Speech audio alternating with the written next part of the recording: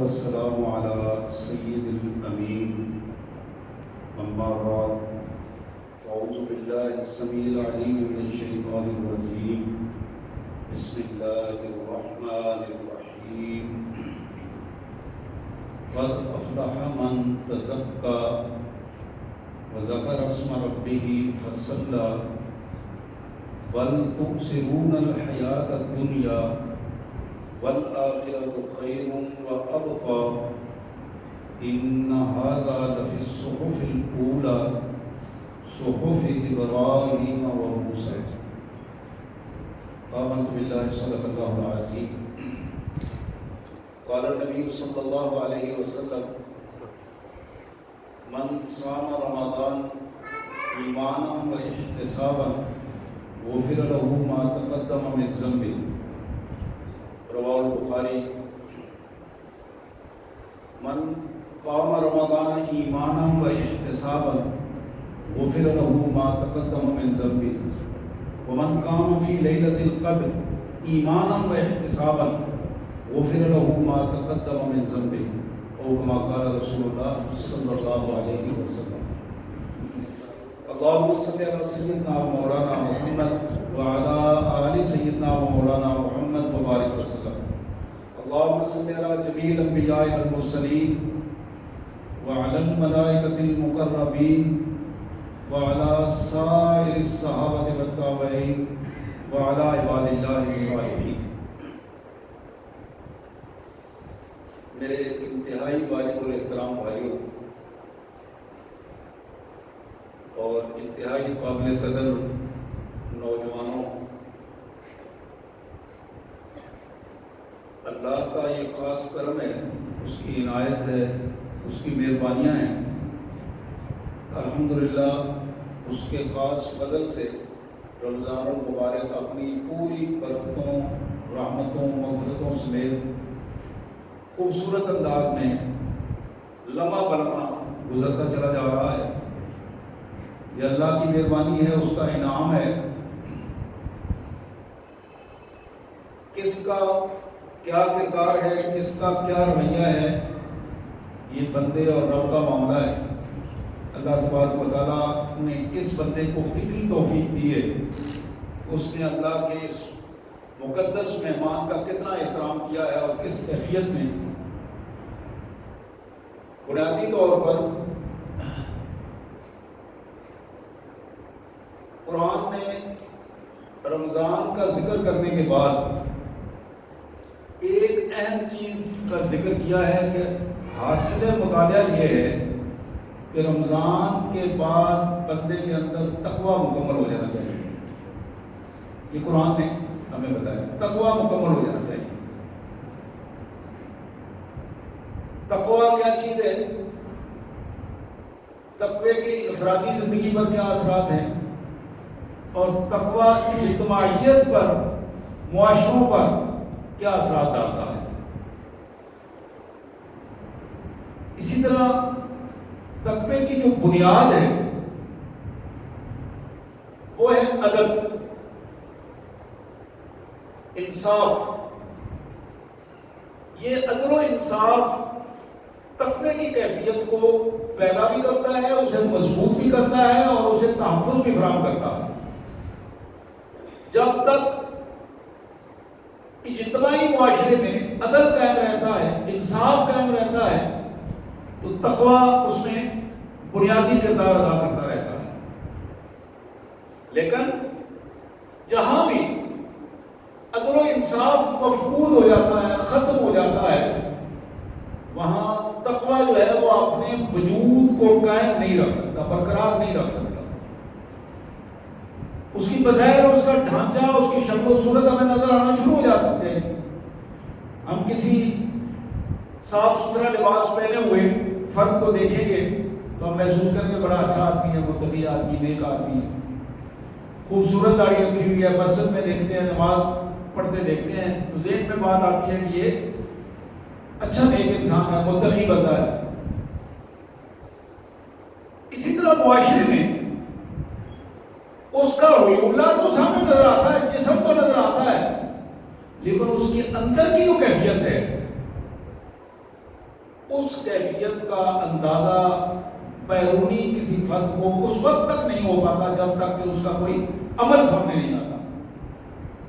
اس کیفیت کو قرآن مجید نے ان آیات میں ہمارے سامنے رکھا ہے جو میں نے آیات تلاوت کی ہیں آپ کے سامنے۔ یہ سورہ اعلیٰ کی آیات ہیں، آخری 30ویں پارے میں تھے، آخری آیات ہیں۔ ان کا مفہوم اس طرح ہے، قد افلح من تزکا۔ اللہ فرماتے ہیں کہ یہ بات نوٹ کر لو، یہ طے شدہ بات ہے، کامیاب صرف وہ بندہ ہوگا جس نے اپنے اندر کو پاک کر لیا۔ کامیاب صرف وہ بندہ ہے جس بندے نے اپنے اندر کو پاک کر لیا ہے، اس کا اندر کی کیفیت پاک ہوئی ہے، دل و دماغ پاک ہو گیا ہے، اس بندے کو آپ کہہ سکتے ہیں کہ یہ بندہ متقی ہے، جس نے اپنا تزکیہ نفس کر لیا ہے۔ قد افلح من تزکا۔ اب یہی کیفیت ہم آزاد میں بھی اونچی آواز میں پانچوں وقت اس کا اظہار کرتے ہیں، حی علی الفلاح، لوگوں فلاح کی طرف آؤ، کامیابی کی طرف آؤ۔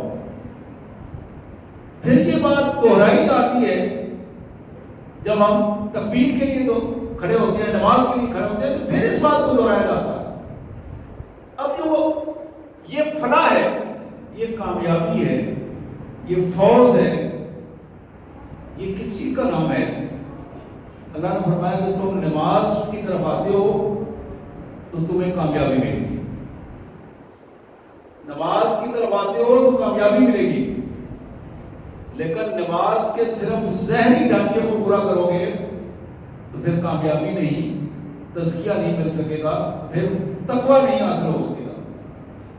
نماز کے لیے یہ بات لازم ہے کہ قد افلح المؤمنون الذین هم فی صلاتهم خاشعون۔ وہ ایمان والے فلاح پائیں گے جنہوں نے اپنی نمازوں کے اندر خشوع اور خضوع سے کام لیا، اللہ کے حضور بندہ بن کر کھڑا ہو کر اس نے نماز ادا کی، پھر وہ نماز اس کے لیے تزکیہ نفس کا سبب بنے گی۔ جس کی نماز اس پر اثرات نہیں ڈال سکی، اس کو تبدیل نہیں کر سکی، اندر کے بت گرا نہیں سکی، وہ نماز اس کے لیے اور زیادہ مصیبت کا باعث بن جائے گی۔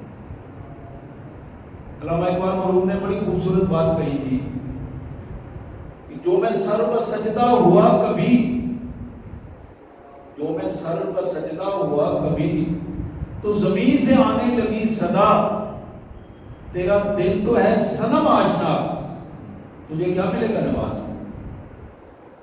تیرا دل تو ہے صنم آشنا، تجھے کیا ملے گا نماز میں؟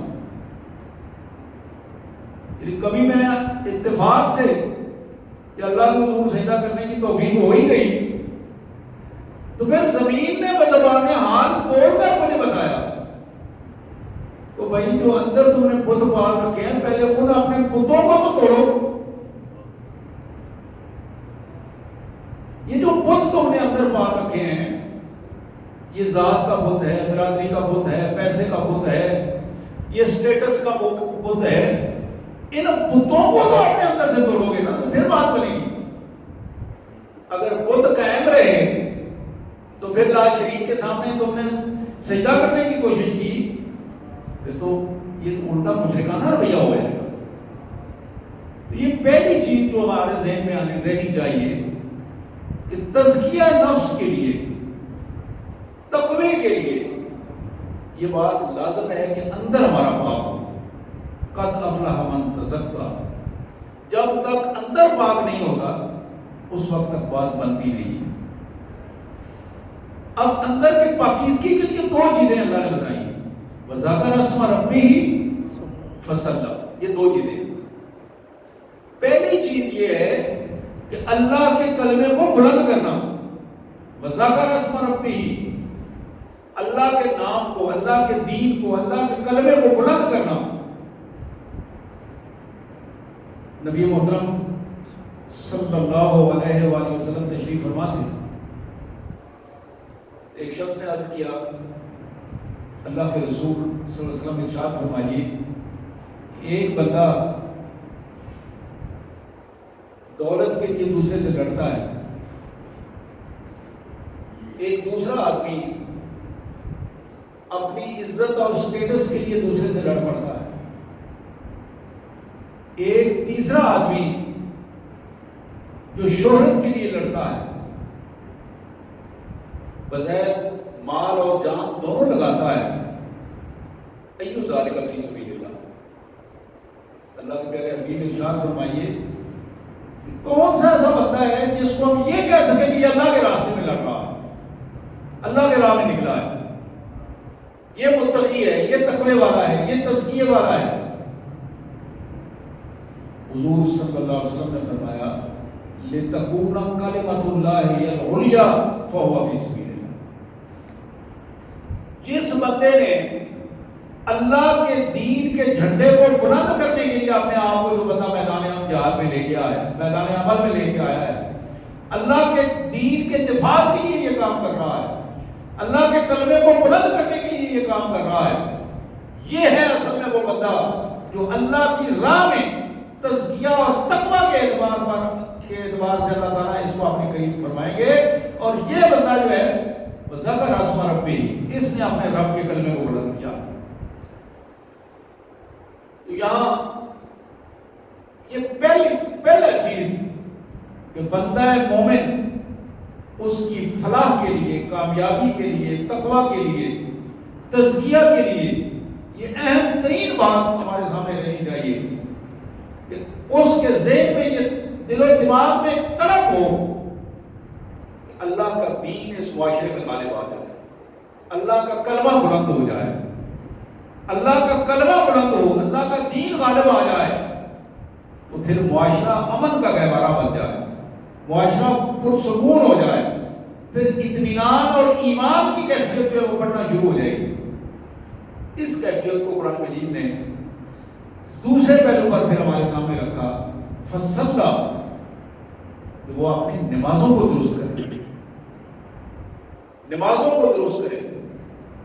بعض بھائی ہمارے معاشرے میں بھی رہتے ہوئے کلمہ بھی پڑھتے ہیں، اور پھر ساتھ ان کا یہ بھی نقطہ نظر ہوتا ہے کہ نماز کے کو اس کی کیا ضرورت ہے، کسی کو پڑھنی ٹھیک ہے، تو نہ پڑھی تو آپ کسی کو کیوں کہتے ہیں کہ وہ نماز پڑھے؟ نماز پہ کوئی زیادہ زور دینے کی ضرورت نہیں ہے، لیکن میرے پیارے بھائیوں، اللہ کے ہاں یہ بات طے ہے کہ جو بندہ کلمہ پڑھنے کے بعد، اسلام میں آ جانے کے بعد نماز نہیں پڑھتا، وہ کافر والا کام کر رہا ہے، کافر والا کام کر رہا ہے۔ حضور اکرم صلی اللہ علیہ وسلم نے فرمایا من ترک الصلاۃ متعمدا فقد کفر۔ جس بندے نے جان بوجھ کر نماز چھوڑ دی، جان بوجھ کر، کوئی شریک ادھر نہیں ہے، کوئی وجہ نہیں ہے، کوئی پریشانی، بیٹھا ہے دوستوں کے ساتھ گپ شپ ہو رہی ہے، چائے ہو رہی ہے، فنکشن ہو رہا ہے، مختلف حوالوں سے مختلف انداز میں دنیا داری کے کاموں میں مصروف ہے، لیکن نماز نہیں پڑھی۔ حضور صلی اللہ علیہ وسلم نے فرمایا کہ جس بندے نے جان بوجھ کر نماز چھوڑ دی، فقد کفر، اس نے کفر کیا، کافر والا کام کیا، اس نے، یہ مسلمانوں والا کام نہیں ہے۔ اسی طرح اللہ کے پیارے حبیب صلی اللہ علیہ وسلم نے فرمایا اول ما سئل به یوم القیامت الصلاۃ۔ قیامت والے دن جب اعمال کی ویلیویشن ہوئے گی، اعمال کی قیمت لگائی جائے گی، تو اس وقت جس سب سے پہلے جس عمل کو چیک کیا جائے گا اس کا نام نماز ہے۔ سب سے پہلے جس عمل کو چیک کیا جائے گا اس کا نام نماز ہے۔ اگر ایک آدمی کی نماز خالصتاً اللہ کی رضا کے لیے، اس نے نمازیں پڑھی، بر وقت پڑھی، احساس کے ساتھ پڑھی، اللہ کے رسول صلی اللہ علیہ وسلم نے فرمایا کہ اس کا اگلا حساب آسان ہو جائے گا۔ نمازوں کے اچھے حساب کی وجہ سے چھوٹی چھوٹی جو غلطیاں ہیں اللہ تعالیٰ پاک میں آنے والی غلطیوں کو بھی معاف فرما دیں گے۔ تو یہ جو نماز اس کے حوالے سے ہم بات کر رہے ہیں. بڑی ہی اہم بات ہے, بڑی ہی اہم بات ہے. اور صحابہ کرام یہ کہتے ہیں, یہ سیاستہ کی حدیث ہے کہ ہمارے دور میں, رسول اللہ صلی اللہ علیہ وسلم کے دور مبارک میں, جو شخص نماز نہیں پڑھتا تھا ہم کلیئرلی اس کو کہتے تھے کہ یہ بندہ منافق ہے, مسلمان نہیں ہے. جو بندہ نماز نہ پڑھنے کا کوئی تصور نہیں تھا کہ مسلمان بھی ہو اور نماز نہ پڑھے, یہ تصور نہیں ہے. یہ تصور یہاں ہمارے اس ہندوانہ علاقے میں یہ تصور ہے کہ ساری عمر گزر جائے اور نماز نہ پڑھے آدمی تو پھر بھی اپنے آپ کو مسلمان کہے, پھر بھی اپنے آپ کو مسلمان کہے. بہت پہلے ایک واقعہ میں نے پڑھا, جنگ اخبار میں باقاعدہ تصویر بھی میں نے دیکھی, کم از کم یہ 30-35 سال پہلے کی بات ہے. لوگ ایک میت کو مدینہ منورہ میں لے کر جنت البقیع کی طرف آئے تدفین کے لیے. قبر اس کی تیار تھی. تدفین کے لیے جب میت کو اٹھایا, یوں ہی اندر رکھنے لگے تو دیکھا تو سامنے بہت بڑا اجدہا بیٹھا ہے. بڑی مشکل سے انہوں نے اپنے آپ کو قابو کر کے پیچھے میت کو پیچھے رکھا. اب سوچنے لگے اس کا کیا کرے. اب سب نے کوشش کی, کسی نے کو پتھر مارا, کسی طریقے سے ہٹ جائے وہ سانپ ہے, ادھر ادھر کو لاٹھی وغیرہ آگے پیچھے, لیکن وہ نہیں ہلا. پتھر مارنے کے باوجود بھی وہ نہیں ہلا. اب پریشانی کے عالم میں دوسری قبر نکالی. جب دوسری قبر نکالی تدفین کرنے لگے, وہاں بھی کوئی سانپ بیٹھا.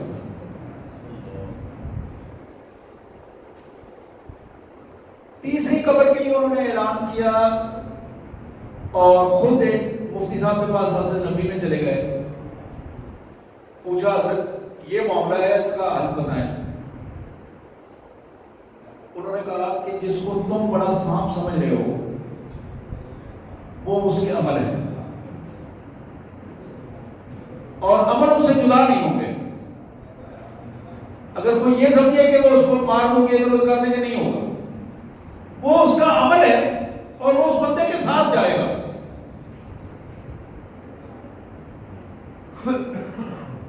انہوں نے کہا کہ جاؤ, یہ جو قبر نکال رہے ہو تیسری, اس قبر میں اگر سانپ ہے بھی تو پھر بھی اس کو وہی تدفین کر دو, اوپر سے نیچے کر دو اور اوپر سے ڈال دو, پتھر وغیرہ ڈال دو.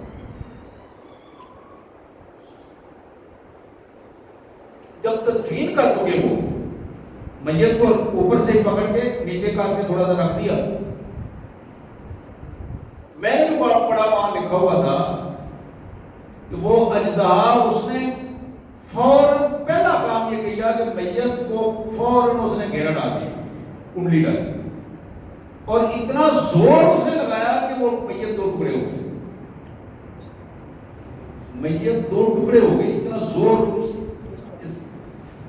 اب جب یہ کیفیت لوگوں نے دیکھی تو آدھے سے زیادہ تو ویسے لوگ دوڑ گئے. دور کھڑے ہو کے تھوڑے تھوڑے کر کے پتھر پھینک کے انہوں نے اس قبر کی کیفیت کو بند کیا, واپس آئے. پریشانی کے عالم میں گھر والوں سے یہ الفاظ پوچھے کہ یہ بندہ کیا اس کا جرم تھا, کہ ہم نے اس کی سزا سامنے دیکھی ہے. اس کے گھر والوں نے بڑا سوچ سمجھ کر یہ الفاظ کہے کہ ہم نے اس میں بظاہر کوئی برائی نہیں دیکھی, اس کا کردار اچھا تھا, بددیانت نہیں تھا, کاروبار کرتا تھا, لیکن ایک چیز بھارت تھی, صبح کاروبار کے لیے نکلتا, رات کو آتا. آج تک پوری زندگی میں اس کو یہ موقع نہیں ملا کہ مسجد نبی میں نماز پڑھ سکے. کاروباری آدمی صبح نکل گیا, رات کو رات گیا آیا، سارا دن وہاں اسی انداز میں. مسجد نبی کے محلے میں اس کا گھر تھا، لیکن بدبختی یہ تھی کہ مسجد نبی میں نماز نہیں تھی، نمازی نہیں تھا یہ بندہ. اور نمازی نہ ہونے کی وجہ سے جو اس کو سزا ملی ہے، آپ اس کا اندازہ کر سکتے ہیں کہ اس کی کیفیت کیا ہے. تو یہ جو الفاظ ہیں وَذَكَرَ اسْمَ رَبِّهِ فَصَلَّى، یعنی پہلا کام اس بندے کا یہ کہ وہ اللہ کے کلمے کو بلند کرنے کے لیے، اللہ کے دین کا جھنڈا بلند کرنے کے لیے، اللہ کے کلمے کو غالب کرنے کے لیے اپنی صلاحیتیں لگا لے، بغیر اس کے کہ اس کو لالچ ہو کسی دولت کا، کسی عہدے کا، کسی اسٹیٹس کا، کسی مرتبے کا. دوسرا پہلو، اپنی نماز کو اللہ کے لیے خالص کر دے اور انتظار کیا کرے نماز کا. حضور اکرم صلی اللہ علیہ وسلم کی بڑی معروف حدیث مبارک ہے، نبی رحمت صلی اللہ علیہ وسلم نے فرمایا کہ سبعۃ یظلھم اللہ فی ظلہ یوم لا ظل الا ظلہ. لوگوں، کل قیامت کے دن، حشر کے روز، جس دن کوئی سایہ میسر نہیں ہوگا، حشر والے دن سایہ نہیں ہوگا سوائے عرش عظیم کے سائے کے. اللہ 7 قسم کے لوگوں کو عرش عظیم کا سایہ نصیب فرمائے گا. اللہ تعالیٰ 7 قسم کے لوگوں کو عرش عظیم کا سایہ نصیب فرمائے گا. ان میں ایک قسم کا بندہ وہ ہے قلبہ معلق بالمسجد، جس بندے کا دل مسجد میں اٹکا ہوا. صبح پڑھ کے گیا ہے، زور کا انتظار کر رہا ہے کہ ابھی زور کی نماز ہوگی تو پھر میں جاؤں گا نماز پڑھنے کے لیے. ذہن میں کبھی بھی نماز کا عمل اس کے ذہن سے اترا نہیں ہے. زور پڑھ کے آیا اور ابھی اثر کی تیاری کر رہا ہے. اثر پڑھ کے گیا ہے، مغرب کی ذہن میں موجود ہے، مغرب پڑھ کے گیا ہے، عشاء کی ذہن میں موجود ہے. عشاء پڑھ کے جانے سویا ہے، صبح کی نماز کے تصور کے ساتھ. حضور صلی اللہ علیہ وسلم نے فرمایا یہ میٹھی نیند سو رہا ہے، عشاء کی نماز پڑھ کے سویا ہے، صبح کے انتظار میں سو رہا ہے. اللہ تبارک و تعالیٰ اس کے ایک ایک سانس کو عبادت میں لکھ دے، ایک ایک سانس کو عبادت میں لکھ دے. تو یہ وہ نماز، کلمے کے بعد نماز کو پرفیکٹ بنانا. ہم بعض اوقات اس طرح بھی ہمارا رویہ ہوتا ہے، ہم جو نمازیں پڑھتے ہیں، ایک تو فرض نماز کے بعد ہمیں سنت اس ذرا مشکل لگتی ہے، جتنی رکھتے زیادہ پڑھنی پڑے اتنی ذرا تکلیف زیادہ ہوتی ہے. وہ لوگ تو کسی دور میں عشاء کی نماز 17 رکعت پڑھا کرتے تھے. جدید دور میں، علم والے دور میں، وہ بھی 17 سے 7 پر آ گئے، 17 سے 7 پر آ گئے. مقصد یہ ہے نماز کو جتنا زیادہ اللہ کے قریب ہو کر پڑھیں گے، جتنا زیادہ سنت کے مطابق بنا کر پڑھیں گے، جتنی رکھتے سنت ہے اتنا خشوع خضوع کے ساتھ پڑھیں گے، اتنا زیادہ بندہ اللہ کے قریب ہوگا. نبی رحمت صلی اللہ علیہ وسلم نے فرمایا ان العبد یناجی ربہ فی الصلاۃ. بندہ جب اللہ کے حضور نماز پڑھ رہا ہوتا ہے، نماز اللہ کے حضور پڑھ رہا ہوتا ہے، اس نماز میں وہ اللہ سے سرگوشی کر رہا ہوتا ہے. یناجی ربہ، آہستہ آہستہ. جو کان میں بات کرتے ہیں، کسی بڑے قریبی تعلق والے سے جب کان میں بات کرتے ہیں تو آہستہ آہستہ بات کرتے ہیں، اس کو سرگوشی کہتے ہیں. اس کو یناجی کہتے ہیں عربی زبان میں. یناجی ربہ، اپنے رب کے ساتھ سرگوشی کر رہا ہوتا ہے، ہم کلام ہوتا ہے رب کے ساتھ. اسی طرح اللہ کے رسول صلی اللہ علیہ وسلم نے فرمایا کہ جب بندہ سجدے میں ہوتا ہے، سجدے میں ہوتا ہے، نماز کی حالت میں، رکوع میں ہوتا ہے، قیام میں ہوتا ہے، الصلاۃ معراج المومنین، ایمان والے جب نماز میں آ جاتے ہیں تو نماز ان کے لیے معراج کا درجہ رکھتی ہے۔ حضور صلی اللہ علیہ وسلم نے معراج میں کیا کیا تھا؟ زمین سے اللہ تعالیٰ اوپر لے گئے اور وہاں ہم کلام ہوئے، شرف کلام حاصل ہوا۔ تو رسول اللہ کی امت کو اللہ تعالیٰ نے یہ شرف کلام سجدے کی حالت میں ادا کر دیا کہ بندہ جب سجدے اور رکوع میں ہوتا ہے تو اللہ تعالیٰ اسے معراج کی کیفیت سے آشنا کرتے ہیں۔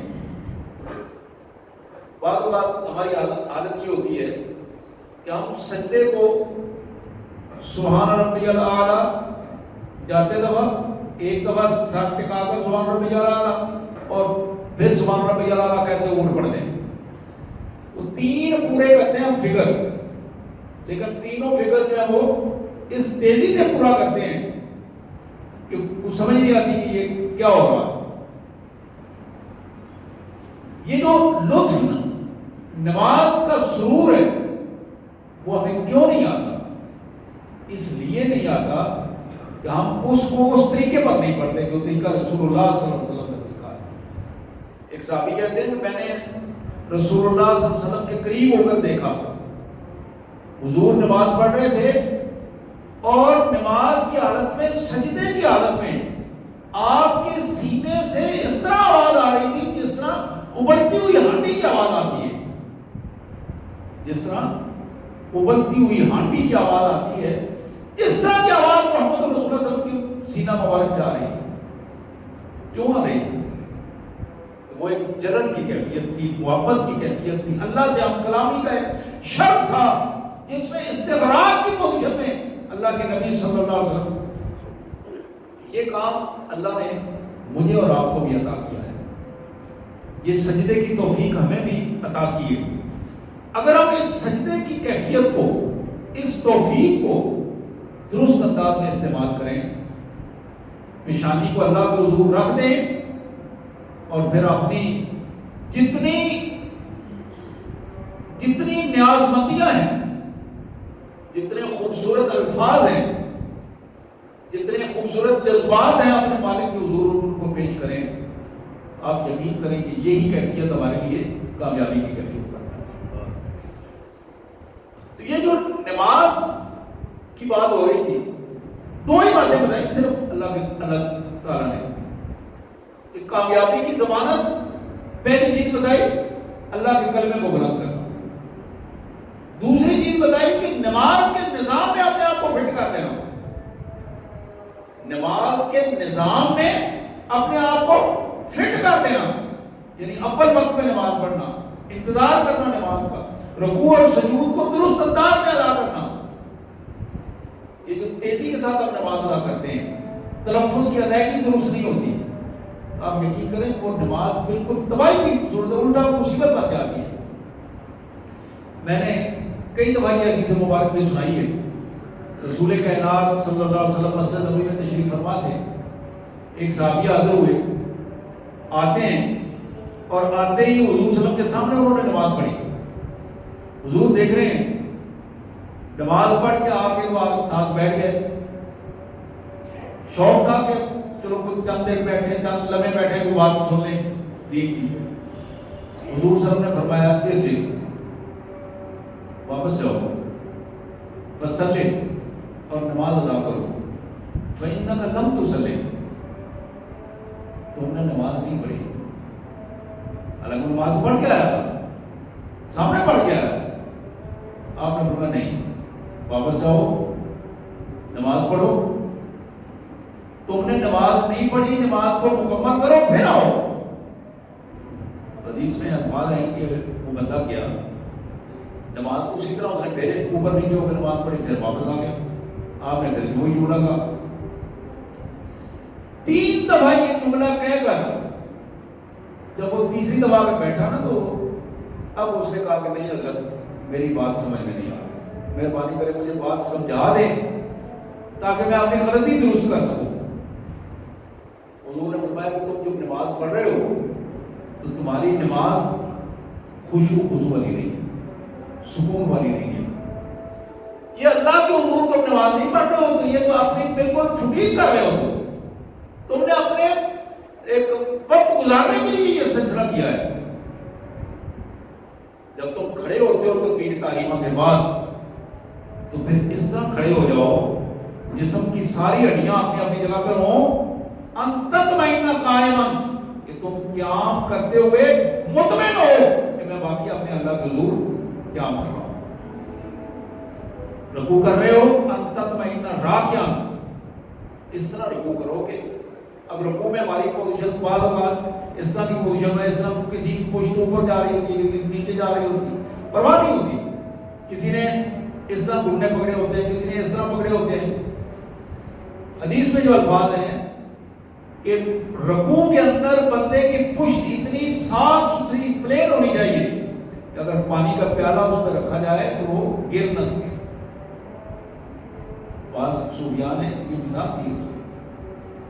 اسی طرح گھٹنے کو جب پکڑنا ہے تو پکڑنے میں پورے انگلیاں کھول کر مضبوطی سے گھٹنے کو پکڑ کے پھر اس انداز میں اپنے اس بازو کو بالکل سیدھا رکھا جائے تو یہ وہ کیفیت ہے جو درست انداز میں رکوع کی کیفیت ہے. اسی طرح ایک آدمی سجدہ کرتا ہے، دونوں پاؤں، دونوں گھٹنے، دونوں ہاتھ، پیشانی اور ناک کا زمین پر لگنا اور اطمینان کے ساتھ جب اس حالت یہ بنا کے یہ کہے کہ سبحان ربی الاعلی، پاک ہے میرا رب جو بہت بلند ہے، میں تو بڑا کمزور ہوں اللہ کے حضور میں، اپنی پیشانی میں نے زمین پہ رکھ دی ہے، میں کمزور ہوں، میں محتاج ہوں، مالک میرا غنی ہے، میں اس کا محتاج ہوں، وہ بڑا ہے، وہ اعلیٰ ہے، سبحان ربی الاعلی. اب اس کیفیت میں آپ اندازہ کریں گے وہ نہیں رونا چاہے گا تو پھر بھی اس کے آنسو نکل آئیں گے. اپنی اس کیفیت کو جب سامنے رکھ کر یہ الفاظ کہیں گے تو پھر بھی اس کے آنسو نکلیں گے. میرے پیارے بھائیوں، حضور صلی اللہ علیہ وسلم نے اسے یہ جب طریقہ بتایا کہ رکوع، سجدہ، اتحیات، تشہد، قیام اس طرح کر کے آؤ، اب وہ تسلی سے نماز پڑھ کے جب آیا آپ نے فرمایا الان، اب تو کیا بیٹھ سکتے ہو، اب بیٹھو تم، اب تمہاری نماز جو ہے وہ مکمل ہو گئی. نماز بنیادی طور پر وہ پہلو ہے جو ہمیں زندگی گزارنے کا سلیقہ سکھاتا ہے. یہ صرف ایسا نہیں ہے کہ ہم سجدہ کر کے چلے جاتے ہیں، یہ پوری زندگی کا سلیقہ سکھاتی ہے نماز. تم نے گفتگو کس طرح کرنی ہے، تم نے نظروں کا استعمال کس طرح کرنا ہے، تمہارے ہاتھ اور پاؤں کا استعمال کس طرح ہوگا، تمہاری زبان کس انداز میں ہوگی. تو یہ وہ پہلو ہے، وہ ڈسپلن ہے، نظم و ضبط ہے جو نماز پورا کا پورا نظام جو ہے وہ ہمیں سکھاتی ہے. اب آپ